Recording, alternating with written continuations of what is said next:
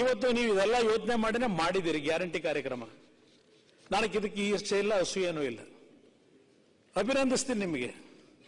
ಆದರೆ ಈ ಕಾರ್ಯಕ್ರಮದಿಂದ ಎಷ್ಟರ ಮಟ್ಟಿಗೆ ನಾವು ನಿಮ್ಮ ಒಂದು ಕನಸಿದೆಯಲ್ಲ ಅವ್ರನ್ನೆಲ್ಲ ಮೇಲೆತ್ತಬೇಕು, ಅವ್ರನ್ನೂ ಇವತ್ತು ಬದುಕಿನ ದಾರಿನಲ್ಲಿ ಒಂದು ನೆಮ್ಮದಿಯ ಬದುಕು ಕೊಡಬೇಕು ಅಂತಕ್ಕಂಥದ್ದು ಇದೆಯಲ್ಲ, ಅದು ಎಷ್ಟರ ಮಟ್ಟಿಗೆ ಸಕ್ಸಸ್ ಆಗ್ತಿದೆ ಅಂತಕ್ಕಂಥದ್ದು ನಿಮ್ಮ ಆತ್ಮವಿಮರ್ಶೆಗೆ ಬಿಡ್ತೀನಿ ನಾನು ಇವತ್ತು ಈ ಕಾರ್ಯಕ್ರಮಗಳಿಂದ.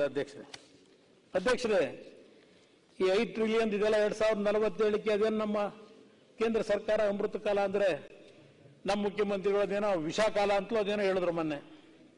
ಅಮೃತ ಕಾಲ ಎಲ್ಲಿದೆ, ವಿಷಾಕಾಲ ಅಂತ ಏನೋ ಹೇಳ್ಕೊಂಡಿದ್ದಾರೆ. ಇದೆಲ್ಲ ಒಂದು ಭಾಗ ಇರಲಿ ಅಧ್ಯಕ್ಷರೇ. ಇದು ಯಾಕೆ ನಾನು ಹೇಳ್ತಾ ಇದ್ದೇನೆ, ಇವತ್ತು ಅಸಮತೋಲನ ಅಂತಕ್ಕಂಥದ್ದೇನಿದೆ, ನಾನು ನಮ್ಮ ಸ್ನೇಹಿತರುಗಳಿಗೆ ಹೇಳ್ತೇನೆ. ಇವತ್ತು ಅಧ್ಯಕ್ಷರೇ, ನಾನು ಯಾವಾಗ ನಮ್ಮ ರಾಜ್ಯಕ್ಕೆ ಅನ್ಯಾಯ ಆಗ್ತಿದೆ ಅಂತ ಹೇಳಿ ಈಗಿನ ಸರ್ಕಾರದಲ್ಲಿ ಪ್ರತಿದಿನ ನಡೀತಾ ಇದೆ. ಇದು ಅಧ್ಯಕ್ಷರೇ 1952ರ ಫಸ್ಟ್ ಫೈನಾನ್ಸ್ ಕಮಿಷನ್ನ